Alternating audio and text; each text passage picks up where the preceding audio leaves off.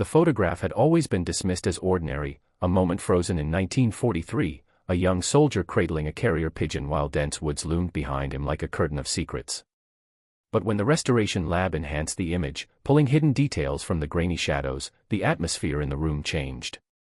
The technician who discovered the anomaly swore the forest seemed to shift with each level of magnification, as if something within the trees didn't want to be seen. The soldier's expression, once unremarkable, now felt unnervingly knowing. His eyes, sharpened by digital clarity, seemed fixed on something just beyond the frame, something no one had noticed for 80 years. And there, between the trunks, was a figure that should not have been there. The distortion around it was subtle, a ripple where the world bent wrong. By the time the historians convened for an emergency review, the woods in the photograph were no longer just part of the background. They were an invitation, one that demanded to be answered. And as they zoomed in a final time, past the soldier's clenched fist and the pigeon shivering in his grasp, the room fell silent. Because whatever stood watching from the forest was still watching. The discovery in the photo began as a routine part of cataloging wartime archives, the kind of quiet archival work that usually involved verifying dates, identifying uniforms, and enhancing clarity for preservation. The photograph in question showed a lone soldier in 1943 standing at the edge of an unnamed European forest, gently holding a carrier pigeon as if preparing to release it. At first glance, it carried the expected hallmarks of a somber wartime communication scene: mud-caked boots, tension-hardened posture, and a backdrop of tall, densely clustered trees that seemed to swallow the remaining light of day. But as the restoration technician adjusted the sharpness and removed decades of grain, an uneasiness settled over the room, a sense that the image had been hiding something deliberately, almost willfully. When the focus tightened around the tree line behind the soldier, irregular shapes began to form, not quite human yet not entirely abstract. The shadows should have been uniform, caused by branches and sparse sun filtering through, but instead they seemed layered, like multiple silhouettes occupying the same narrow space. Each enhancement revealed more precise angles, more defined contours, as though the photograph had become a window rather than a record. Historians examining the emerging detail felt a creeping instinct that something in the background was aware of being observed. The soldier's expression, once dismissed as fatigue, now carried an intensity that appeared directed toward the shadows, as if he, too, had noticed the presence veiled within the trees.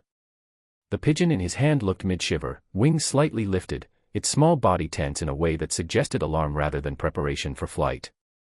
The more they zoomed, the more the trees no longer resembled a static environment. Certain branches curved oddly, forming shapes that mimicked limbs or shoulders. One dark patch, initially believed to be a knot in the bark, aligned perfectly with what looked like the outline of a face, narrow, indistinct, and angled directly at the camera. What unsettled the historians most was the realization that the figure, or figures, in the background did not appear to match the exposure or lighting of the rest of the photo. They seemed sharper, as though added by a more modern lens, their edges too crisp for an image captured on a battlefield camera of that era. Yet no evidence of tampering was found. The shadows cast by the figure aligned eerily well with the direction of the actual sunlight in the scene, implying it had been there all along, unnoticed until the technology of the present became capable of revealing it. The discovery left the team with the disturbing sense that the photograph had been holding its breath for 80 years, waiting for someone to finally see what had been watching from the darkness of the woods. The journey to the forest began with a simple assumption that the location captured in the 1943 photograph still existed exactly as it had decades ago. Using old military maps, terrain reports, and the faint markings in the background of the image, the research team pinpointed a patch of woodland that should have been untouched by development. But when they arrived, the first sensation was one of subtle displacement, as though they had stepped into a place that resembled the coordinates but didn't entirely belong to them. The trees were taller than expected, their bark darker, rougher, almost warped in ways inconsistent with normal aging. The air itself felt strangely heavy, a quiet pressure that seemed to dampen sound and deepen shadows. Where paths should have existed, trails noted in wartime cartography, there was nothing but dense undergrowth, as if the forest had swallowed every trace of human passage. Members of the expedition spread out, comparing their GPS readings with the historical overlays they brought, yet no matter how precise their equipment was, it remained slightly off, fluctuating by a few meters at a time. Compasses jittered. Cellular signals dropped without warning. It was as if the forest resisted being mapped, refusing to align with the lines drawn on paper. When they attempted to locate the exact cluster of trees that appeared behind the soldier in the photograph, they found a clearing that should not have existed, a small circular space where the ground was oddly bare, as though recently disturbed despite no signs of human or animal activity. The silence that hung over this clearing felt conscious, attentive, as though the woods were waiting to see what the team would do next. One researcher noted an unsettling phenomenon: the tree line, when viewed from different angles, didn't remain consistent. From one position, a gnarled oak stood prominently to the left; from another angle just a few steps away, the same oak appeared shifted, the branches forming a different silhouette entirely. Photographs taken moments apart showed minor variations in the background, subtle enough to dismiss as mistakes but pronounced enough to unsettle anyone looking closely. It raised the unnerving question of whether the forest was changing or whether perception itself was being manipulated by something within it. The deeper the team ventured, the more they felt the dissonance between the forest as it was meant to be and the forest as it presented itself. Every reference point seemed slightly altered, every familiar landmark twisted. The woods appeared to be rewriting themselves in real time, pushing the intruders toward an understanding they were not yet prepared to face. The discovery of the buried capsule happened almost by accident, though everyone on the expedition would later agree that the forest had been guiding them toward it. The team had been examining the strange clearing they found, its unnaturally bare soil, its perfect circular shape, when one of the researchers noticed an area where the earth appeared slightly raised, as if something beneath had recently shifted. At first, they assumed it might be the remnants of an old animal burrow or perhaps a wartime ration tin left to rust away. But when the soil was brushed aside, compacted and unnervingly cold despite the mild day, the metallic glint beneath it made their breaths shorten. What they unearthed was a small cylindrical capsule, rusted at the seams, its metal pitted by time yet intact enough to suggest deliberate craftsmanship. The capsule's design was immediately recognizable, a wartime message container, typically strapped to a carrier pigeon's leg. But this one was larger than standard issue, heavier, and sealed with a threaded cap that resisted every initial attempt to twist it open. When they finally managed to break through the corrosion, the cap released with a soft hiss, as though whatever was inside had been waiting impatiently for air. Inside, wrapped in a brittle slip of waxed paper, was a message written in a hurried, uneven hand. The ink had faded but remained legible enough to confirm something impossible: the handwriting was consistent with that of the very soldier featured in the 1943 photograph. The date at the top of the message deepened the mystery. It was marked as being written 6 days after the soldier's documented death. Not a clerical error, not a smudge misread by failing eyes, every number and letter was painfully clear, pressed into the page with a pressure that suggested urgency or fear. The content itself was equally confusing, filled with cryptic references to being trapped, to the forest folding in on itself, to hearing voices that did not belong to any living man. There were coordinates scribbled in the margins, but they did not correspond to any known grid format, neither military nor civilian. The lines of text grew increasingly erratic toward the bottom, slanting upward as though the writer had been interrupted or overcome before he could finish. What struck the historians most was the condition of the paper. Despite being buried for at least 8 decades, it showed far less decay than expected, as though it had been protected from time's usual cruelty. Even more unsettling was the faint, lingering scent that clung to it, something like cold metal and damp earth, a smell that seemed older than the capsule itself and yet unmistakably fresh, as if the message had been delivered not from the past but from somewhere just out of sight, waiting for the right hands to uncover it. The arrival of the Pigeon happened on a morning so ordinary that no one expected the day to shift into something far stranger. The team had gathered near their tents, reviewing the unsettling contents of the newly uncovered capsule, when a faint rustling overhead caught their attention. At first, it seemed like just another forest sound, branches shifting, leaves brushed by wind, but the movement possessed a rhythm, a purposeful flutter that drew every gaze skyward. A single bird descended in a slow, spiraling path, its wings beating with a steadiness that felt deliberate rather than instinctive. When it landed on a nearby fallen log, the researchers stood frozen, struck by the uncanny familiarity of its mottled feathers and compact frame. It was a carrier pigeon, a species rarely seen in the region for decades, nearly vanished after wartime communication practices ceased. The bird regarded them with dark, alert eyes, unbothered by their presence. What made several of them step back was the metal band secured tightly around its leg. Tarnished but intact, the narrow band bore a sequence of numbers that one of the historians recognized instantly. It was the same identification number from the Pigeon in the 1943 photograph, the same number recorded in military dispatch logs linked to the soldier whose message they had just unearthed. The statistical impossibility of such a reappearance rattled every member of the group. The pigeon should have died long before any of them were born, its remains long buried or lost to predators. And yet here it perched, feathers glossy, breathing steadily, as alive as any bird one might see on a spring morning. As the team approached cautiously, the pigeon didn't flee. Instead, it tilted its head slightly, as if awaiting a signal or preparing to deliver one. One researcher extended a hand slowly, and to her astonishment, the bird hopped forward without hesitation. Attached beneath its wing was a small scrap of cloth, frayed at the edges, tied into a careful knot. The cloth was stained with something faint and brownish, possibly old blood or rust from metal it had rubbed against. The moment the knot was loosened, the pigeon issued a soft coo, as though relieved of its burden. The fragment it carried bore no writing, yet it shared the same fabric weave as wartime field uniforms, the same coarse texture used in makeshift bindings during emergencies. What unsettled the team further was the pigeon's behavior after delivering the scrap. Rather than flying off into the forest, it lingered, pacing in small circles, occasionally glancing toward the trees as if expecting someone, or something, to emerge. It carried itself not like a wild creature stumbling upon humans, but like a messenger awaiting its next instruction, drawn to the group by an unseen thread connecting the present moment to the photograph taken 8 decades earlier. The first night the footsteps appeared, the team tried to convince themselves it was nothing more than an animal wandering through the underbrush. The forest was dense, ancient, and largely undocumented. The presence of wildlife should have been expected. Yet there was a pattern to the sound that sent an immediate chill through everyone awake to hear it. It began with a faint, deliberate crunch, soil compacting under weight, followed by another precisely spaced footfall, and then another. The cadence was unmistakable, a measured, human stride, too heavy and too rhythmic to belong to any deer or fox. The steps moved in a slow arc around the campsite, never approaching too close, never veering off randomly as a creature might. It was as though someone, or several someones, were circling them, mapping the perimeter with the patience of a seasoned patrol.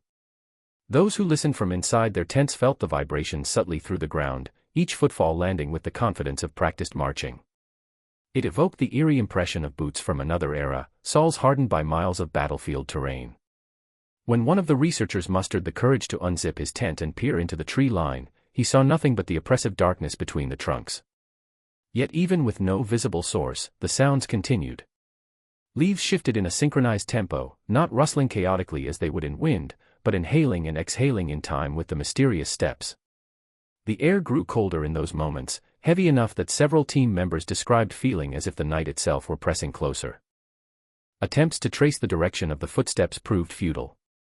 Flashlights revealed only an impenetrable curtain of trees, each beam swallowed prematurely by shadow. The forest seemed to warp the acoustics, making it impossible to pinpoint whether the steps came from 20 feet away or 50. At times, the marching seemed to split, the cadence duplicating itself on multiple sides of the camp, as if more than one figure paced the darkness. This impossible multiplication frayed the nerves of even the most skeptical researchers, who began to suspect the forest was orchestrating the sounds intentionally, guiding them toward a conclusion none were prepared to accept. What disturbed the group most was the abruptness with which the footsteps stopped. There was no fading, no gradual retreat into the distance. The rhythm simply ceased between one breath and the next, leaving behind a silence so absolute it felt unnatural. The entire forest seemed to hold still, as though listening for their reaction. In the minutes that followed, no one dared speak.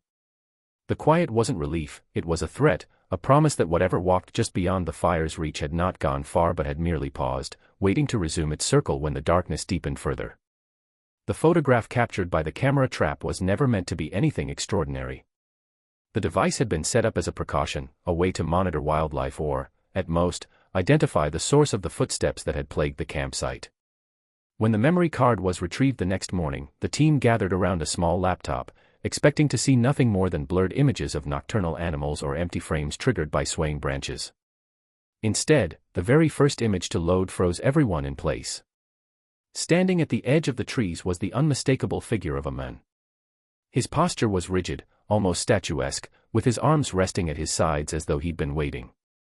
His uniform, though faded in the monochromatic glow of the night vision filter, bore the clear outline of 1940s military issue, high-collared, mud-darkened, and adorned with insignia identical to those worn by the soldier in the original 1943 photograph. The eerie part wasn't merely that the man appeared to be staring directly into the camera lens, or that his stance mirrored the soldier from the past. It was the clarity of his face. Even in the grainy resolution, the features were unmistakable, the same jawline, the same intense, hollowed eyes, the same expression suspended between vigilance and dread. Every detail matched the archival image. There was no logical explanation for it. The soldier had died over 80 years ago, his body buried in a marked grave with military records confirming the details. Yet here he stood, recorded by modern equipment, unaffected by time, watching them from the same woods he had once walked through during a war long ended. As the team zoomed in, the uncanny elements multiplied. The soldier's uniform showed no signs of deterioration despite the decades that should have reduced it to shreds. His boots pressed into the soil with a depth that suggested solidity rather than apparition. Even the fabric folds cast shadows consistent with a physical presence. The most disturbing detail, however, was his eyes. Though dimly lit, they held a reflective gleam that seemed almost sentient, as if he had not been caught by the camera trap by accident but had intended to be seen. It was as if he was delivering a message through his mere appearance, one that none of them knew how to interpret. What unsettled the group further was the sequence of images that followed.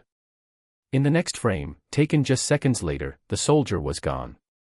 Not walking away, not breaking into a run, simply absent, leaving no blur, no indication of movement.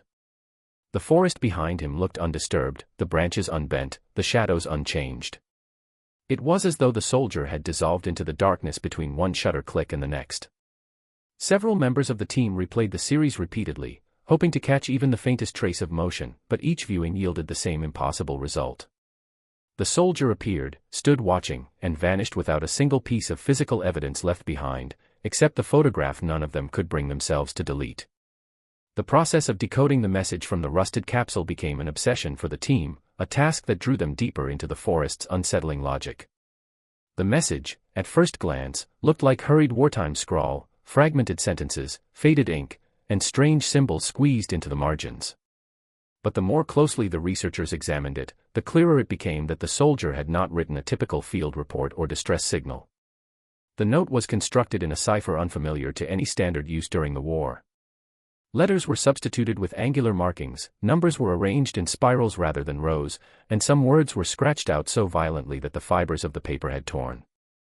The structure suggested desperation, a frantic need to communicate something vital while also hiding it from a threat the writer believed was watching. Cryptographers on the team spent hours cross-referencing the strange symbols against known military codes, but the breakthrough came when someone noticed a pattern. The spiraled numbers aligned perfectly with the strange fluctuations in the group's faulty GPS readings. Each spiral, when plotted, formed coordinates that traced a looping shape through the forest, an impossible path that wove through areas where their instruments had malfunctioned. When the team reconstructed the full cipher, the message revealed not coordinates to a location but to an event, something that had not yet occurred. The soldier's words, once deciphered, spoke of a breach, a point in time where the woods no longer obey the rules of the living. He wrote of being caught in a shifting landscape, of hearing versions of himself moving through parallel lines of trees, of seeing future shadows where past ones should have been. And then came the most chilling part, a warning addressed not to anyone in 1943 but directly to those who would discover the note decades later. He wrote of a group that would come searching, drawn by a photograph he somehow knew would be examined long after his death. He claimed the forest would call them, the way it had called him, pulling them into its folded layers of time. He warned that they would see him, not a ghost, not a memory, but a displaced fragment of himself caught between eras. His final line, jagged and slanted, suggested that the team's arrival would trigger something he had tried but failed to stop, a collapse of boundaries within the forest that would pull the past and present into the same narrowing corridor. And though the message ended abruptly, one thing was unmistakably clear to everyone who read it. The soldier had not been describing his fate, he had been foreseeing theirs.